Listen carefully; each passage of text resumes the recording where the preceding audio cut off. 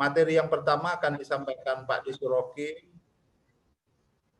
yaitu tentang bagaimana Madura masa depan atau di balik masa depan Madura. Monggo dipersilakan, saya kasih estimasi waktu untuk pemateri pertama 20 menit. Monggo Pak Suroki. Terima kasih Pak Farid sebagai moderator. Bismillahirrahmanirrahim. Assalamualaikum warahmatullahi wabarakatuh. Waalaikumsalam warahmatullahi wabarakatuh. Selamat pagi, salam sejahtera. Rabbi shrah li sodri wa yassir li amri wahlul 'uqdatam min lisani yafqahu qouli. Yang saya hormati, saya muliakan Al-Mukarram Pak Yai Zawawi Imron, semoga beliau lekas pulih dan sembuh. Yang saya hormati, saya muliakan Bu Iriani Ismail, Kepala Perpustakaan UDM, Pak D. Doin, Pak Idrosin Sabarudin, yang saya muliakan dan saya hormati, para sejawat senior yang berkesempatan hadir pada kesempatan pagi hari ini, semua saja yang bisa join, saya menyampaikan salam sehat, salam kenal, saya pecinta Madura. Ya, jatuh cinta pada Madura sejak tahun 2007 ketika saya memasuki UTM. Bapak Ibu, para peserta yang saya hormati, izinkan saya berbagi screen agar bisa efektif dan efisien. Mohon izin, apakah sudah kelihatan di layar? Terlihat, Pak. Terlihat ya. Baik. Semoga saja dalam tempo 20 menit ini saya bisa memanfaatkan waktu dengan baik. Saya lihat ada Pak Didoin nanti yang akan membincang tentang sejarah Madura. Saya sebetulnya tidak janjian dengan beliau, tapi akhirnya bisa jodoh. Beliau nanti yang akan banyak mengeksplorasi tentang sejarah Madura masa lalu, dan saya mencoba untuk membincang Madura kini dan esok sebagai sebuah proyeksi untuk mengenal Madura lebih dekat. Bapak Ibu, para peserta yang saya hormati, jika Bapak Ibu belum pernah datang ke Madura, posisi Madura kalau di peta ada di Provinsi Jawa Timur. Ada kepulauan ya, ada pulau juga. Kalau dilihat dari geoekonomi politik Indonesia, ya, Madura itu persis berada di tengah-tengah Indonesia. Makanya beberapa waktu yang lalu sebenarnya alternatif selain Kalimantan Tengah itu yang layak untuk menjadi ibu kota Indonesia itu adalah Madura. Karena posisinya betul-betul persis berada di tengah-tengah Indonesia. Dan dia akan sangat... suara saya bisa didengar? Jelas, Pak. Jelas ya, oke. Dia bisa menjadi pintu gerbang Pulau Jawa. Baik dari akses timur maupun alur pelayaran internasional yang melewati Sulawesi dan Kalimantan. Itulah yang membuat kenapa sebenarnya secara geopolitik ekonomi Madura itu amat strategis. Dan saat ini kurang lebih ada 12 juta. Jadi dari 10 tahun yang lalu 3%, sekarang ini menjadi 6% ya, di demografi Indonesia. 4 juta tinggal di wilayah Madura, 8 juta kurang lebih ada di luar Madura. Dari 8 juta itu yang tinggal di wilayah Tapal Kuda kurang lebih ada 86%, dan yang ada di provinsi lain sekitar 13,8%. Pertumbuhan etnis Madura memang termasuk lamban hingga 10 tahun yang lalu, hanya 0,65. Tetapi 10 tahun terakhir, saya tidak tahu kenapa kemudian bisa demikian signifikan ya, dari 3% bisa menjadi 6%. Mungkin ada kesadaran untuk memperbanyak jumlah etnis Madura di Indonesia. Tapi itu sesuatu yang menurut saya layak disyukuri. Jadi secara demografi itu, lalu secara geografis juga Bapak Ibu harus mengetahui bahwa Madura tidak hanya terdiri atas Madura daratan ya. Orang taunya mungkin Bangkalan, Sampang, Pamekasan, Sumeneb, tapi juga ada kepulauan. Dan sebagian besar kepulauan itu ada di Kepulauan Timur Madura yang jumlahnya kurang lebih 126. Tersebar mulai Sumeneb hingga kalau dilurus itu belakangnya Bali sedikit, sebagaimana tadi yang saya gambarkan di peta. Jadi Madura tidak hanya Madura daratan, tapi juga ada Madura kepulauan.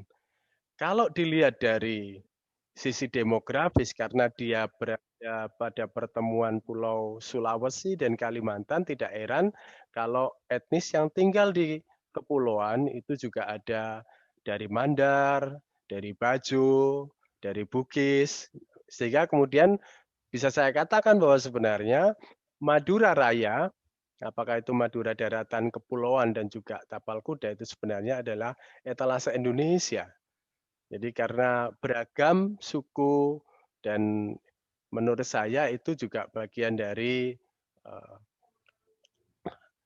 apa yang kita sebut sebagai akulturasi budaya. Di Madura terjadi itu. Akulturasi budaya baik dari Sulawesi, Kalimantan maupun Jawa, termasuk di dalamnya Bali. Karena secara wilayah sebenarnya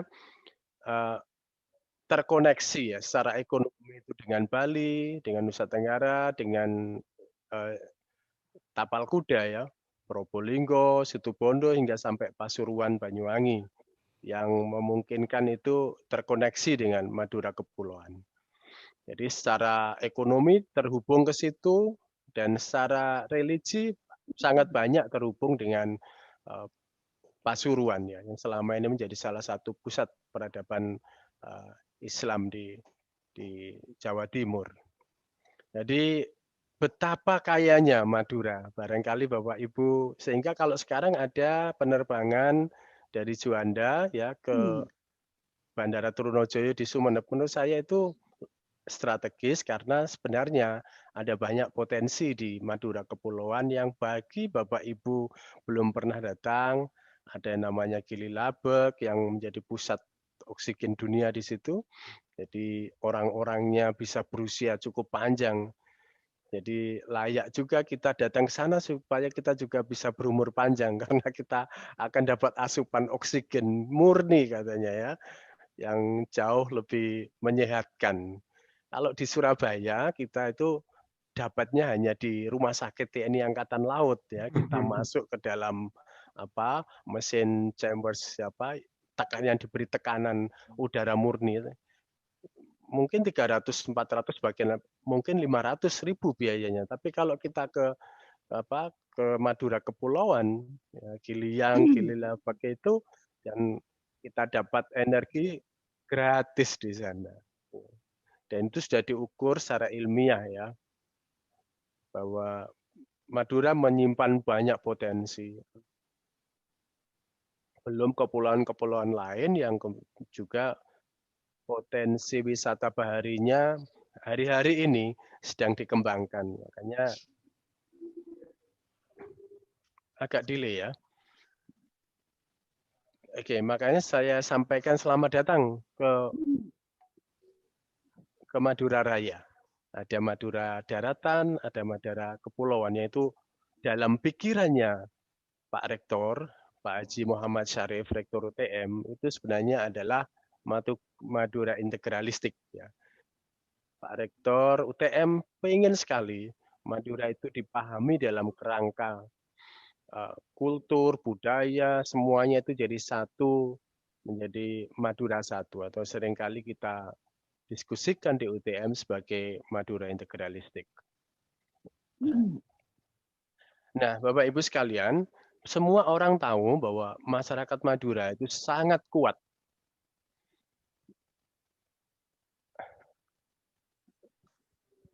Mohon izin kok delay ya suara saya ya. Di Bapak Ibu ada mendengar suara saya delay? Jelas, Pak. Sangat jelas. Tidak. Bisa terdengar tapi ya. Dengar, Jelas, sangat. Oke. Jelas Pak Dekan. Siap. jelas. Jadi ritual masyarakat Madura yang sangat kuat itu dan kemudian dikenal sebagai masyarakat yang religius, akhirnya wajar ya kalau kemudian Madura itu mendapat posisi yang sepadan seperti Provinsi Aceh. Jadi kalau Aceh itu mendapat sebutan sebagai serambi Mekahnya Indonesia, dan Madura ya layak menurut saya juga menjadi serambi Madinahnya Indonesia. Kita bisa lihat ya virtu-virtu dan inspirasi yang bisa lahir dari Piagam Madinah ya. Religiusitas, persatuan, keadilan, gotong royong, perdamaian, perlindungan kaum minoritas, dan terbuka kepada masyarakat pendatang. Sebenarnya itu adalah virtu-virtu yang terinspirasi yang diambil dari Piagam Madinah yang bisa dikembangkan di Madura sebagai serambi Madinah Indonesia.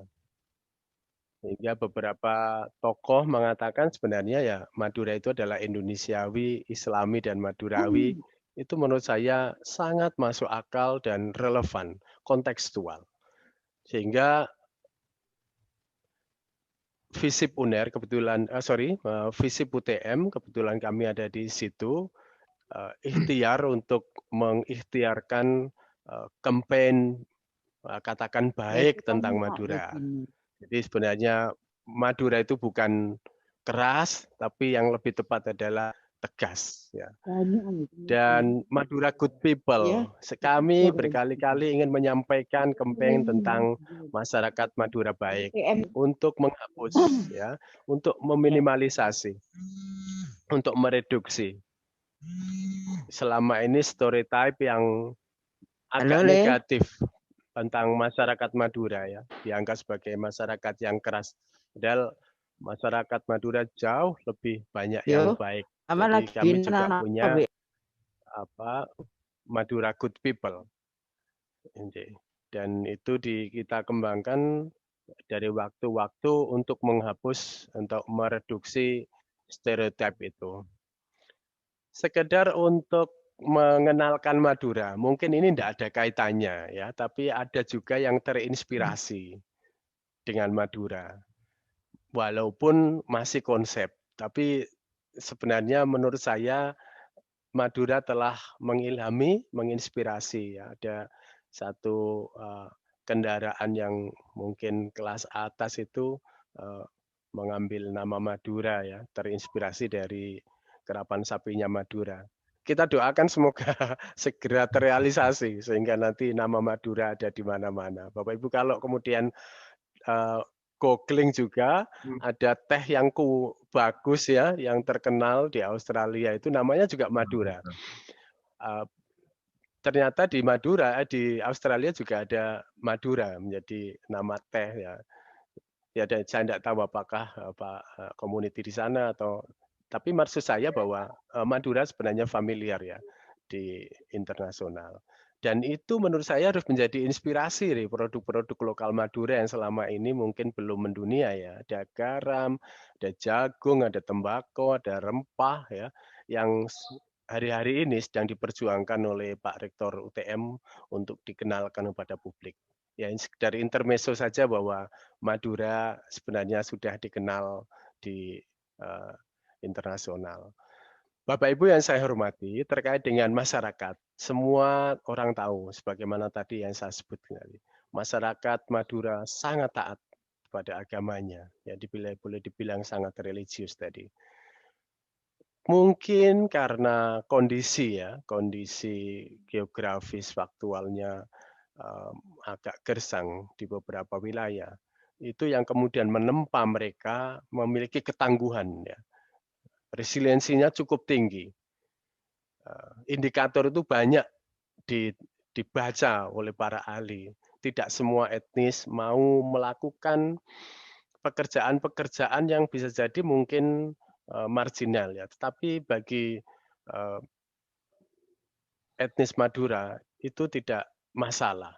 Mereka banyak melakukan di sektor-sektor informal dan menjadi bagian dari cara bertahan dan mengembangkan diri. Jadi survivalnya cukup tinggi masyarakat Madura.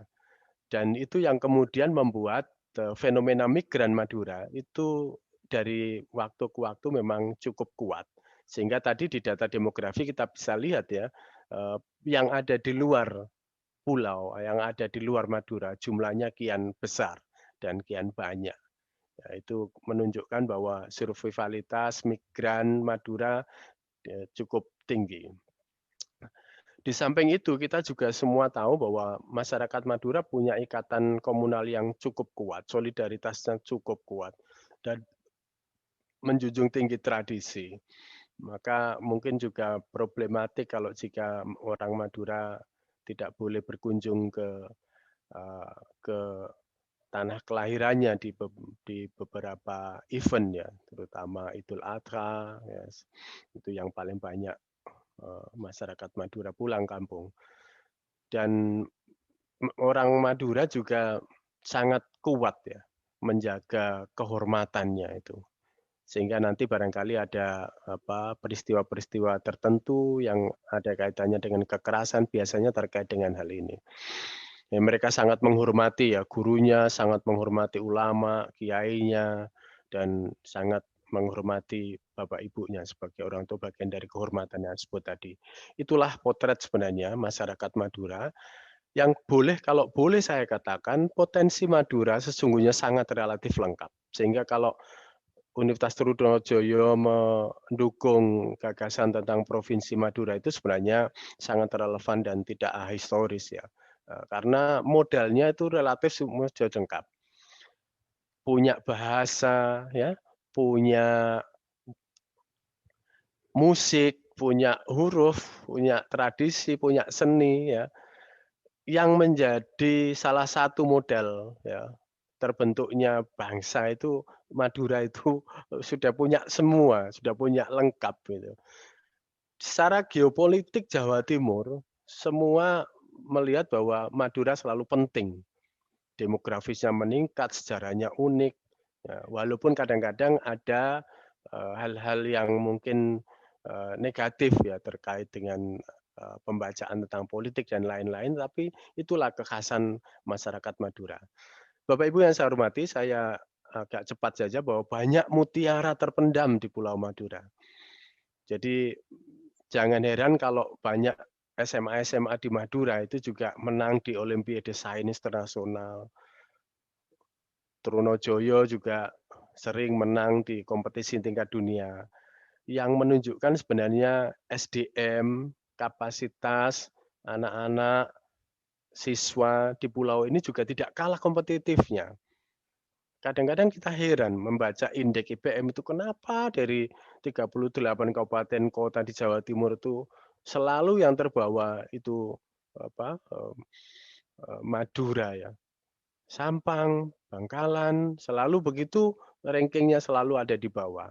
Nah, mungkin nanti bisa saya jelaskan dari tinjauan politik bahwa modal itu sebenarnya sudah dipunyai oleh masyarakat Madura.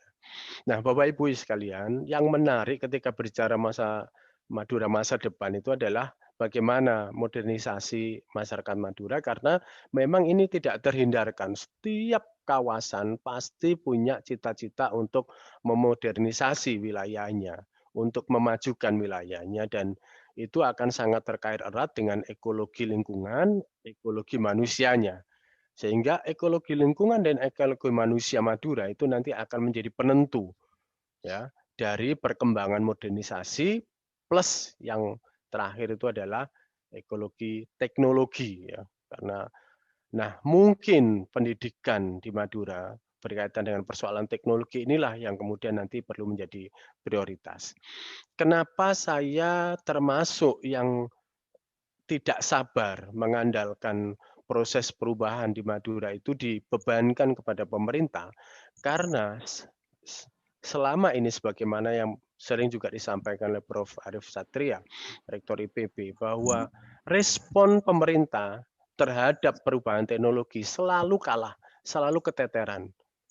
Jadi selalu ada gap yang tinggi, sehingga bayangan saya, kalau kita terlalu mengandalkan peran pemerintah daerah, ya, hari-hari ini saya sedang menemplate sebenarnya keinginan untuk mempertemukan 4 bupati di Madura, ya, mulai dari Mas Fauzi di Sumeneb, ya, Pak Relatif di Bangkalan, Sampang, Pamekasan, semua keempat-empatnya masih muda usia semuanya. Yang menurut saya harus terinspirasi dari Surabaya Raya, di mana Wali Kota Surabaya, Bupati Gresik, dan Bupati Sidoarjo itu sudah mau bergandengan tangan, berkolaborasi. Dan ternyata efeknya, walaupun baru sebulan mereka dilantik, tapi luar biasa progresivitasnya. Nah, saya sedang dalam kepentingan mendorong beliau-beliau itu untuk berkolaborasi membangun Madura ini. Supaya kemudian fast respon itu lebih didapatkan, tidak hanya mengandalkan kelembagaannya yang selama ini nun sewu mungkin harus dikatakan masih lamban. Dan itu menurut pendapat saya ada di penguatan civil society Madura. Ketika kemudian kita tidak boleh mengandalkan Pemda saja untuk menggerakkan perubahan Madura itu, maka posisi penguatan civil society itu menjadi niscaya. Siapa itu? Kelas menengah Madura, lembaga pendidikan tinggi, pesantren, LSM, dan ormas. Inilah pilar-pilar dasar kekuatan masyarakat sipil Madura yang jika mereka punya komitmen yang kuat untuk mengembangkan itu, saya yakin Madura akan jauh lebih progresif dan akseleratif ketimbang yang kita lihat saat ini. Karena potensinya sungguh sangat besar. Kita bisa melihat ya, bahasa yang dipakai sama, mulai dari timur sampai barat. Religinya sama, adatnya sama, sumber daya alamnya sama, sumber daya alam dan manusianya juga sama. Tetapi kenapa ada disparitas yang tinggi di antara wilayah Madura Barat dan Madura Timur? Kenapa kemudian indeks itu masih pelan ya, terutama yang IPM, selalu berada di bawah? Sehingga fenomena tentang kemiskinan, keterbelakangan itu selalu menempel di angka-angka itu, yang saya sesungguhnya tidak terlalu yakin, karena angka-angka itu juga mengandung hal yang politis. Karena itu, Bapak Ibu sekalian, bicara tentang Madura, modernisasi Madura, sebagaimana yang saya yakini, kunci ada di penguatan civil society itu. Harus digeser penguatan kelas menengah itu, sehingga kemudian relasinya tidak hegemonik dan asimetris, tapi menuju simetris partisipatorif. Jadi harus dikuatkan akses, ya, menguatkan peran itu dengan membuka akses dan partisipasi publik agar kemudian relasinya itu lebih setara. Sehingga peran-peran publik, khususnya kelas menengah sebagai penggerak itu biasanya cukup adaptif ya dengan teknologi atau yang kerap kita sebut sebagai ICT itu ya, Information Communication Technology itu yang akan mereformasi ya. Kalau kita agak takut menggunakan kata revolusi di Madura, yang akan mereformasi penguatan kelas menengah Madura yang selama ini menurut saya belum terkonsolidasi dengan baik. Jadi gap antara elit dan grassroots masih sangat jauh, sehingga peran kontrol di level menengah inilah yang kurang menurut saya. Dan itu yang kemudian saya punya agenda Pertama, penguatan level individu masyarakat Madura itu adalah di pendidikan untuk menguatkan SDM itu. Lalu di level grup, di level society harus didorong untuk networking. Itu. Baru kemudian di level kelembagaan kita mendorong good governance. Saya kira itu tidak bisa dilakukan terpisah-pisah ya, spasial begitu, tapi ini harus komprehensif sebagaimana pikirannya Pak Haji Muhammad Syarif, Rektor UTM, harus melangkah satu. Dan di level individu kalau kemudian pendidikan kuat, revitalisasi karakter itu kuat, sebenarnya apa yang digagas oleh KPK tentang berani jujur hebat itu melekat pada masyarakat Madura yang cita-citanya menjadi Indonesiawi Islam itu. Sehingga kalau kita bicara tentang Madura masa depan, apakah pasrah, apakah bertahan, menurut saya pilihan yang paling realistis adalah adaptif proaktif.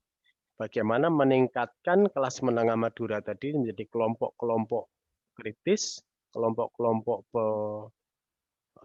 pengontrol, dan bisa berkolaborasi produktif untuk mempercepat perkembangan government tadi yang saya sebut mungkin masih lamban. Dan saya sebagai penutup ingin menyampaikan bahwa apa yang pernah disampaikan oleh pahlawan Amerika ya, bahwa cara terbaik ya untuk memprediksi masa depan itu adalah dengan menciptakan masa depan itu sendiri.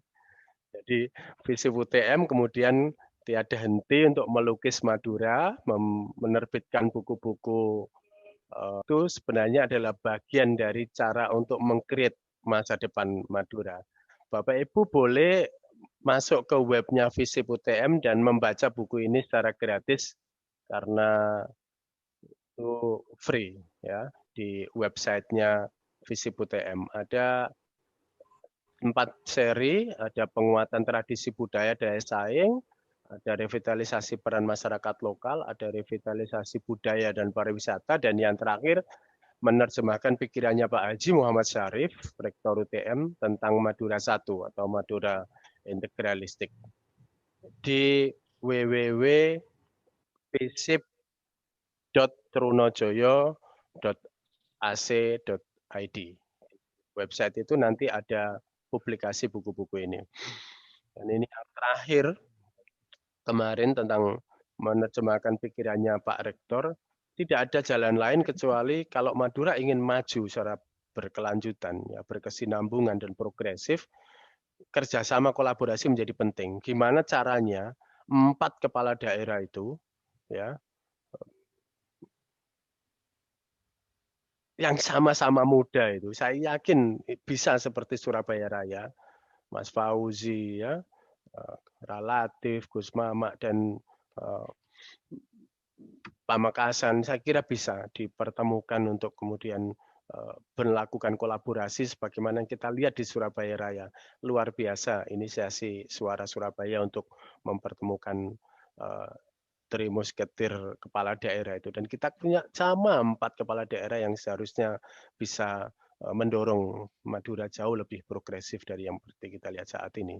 Dan saya yakin bahwa ke depan kita tidak boleh putus asa, kita harus terus mampu mengidentifikasi arah perubahan di Madura, sehingga kemudian kita punya strategi untuk merespon perubahan itu dengan lebih baik.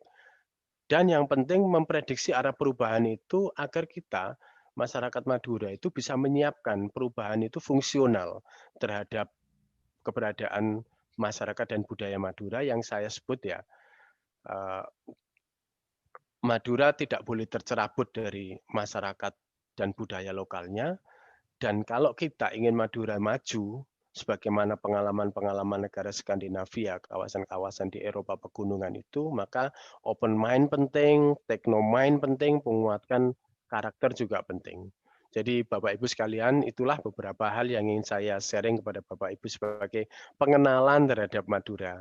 Karena saya meyakini bahwa Madura adalah halaman depan, benteng pertahanan, dan bagian dari masa depan Indonesia.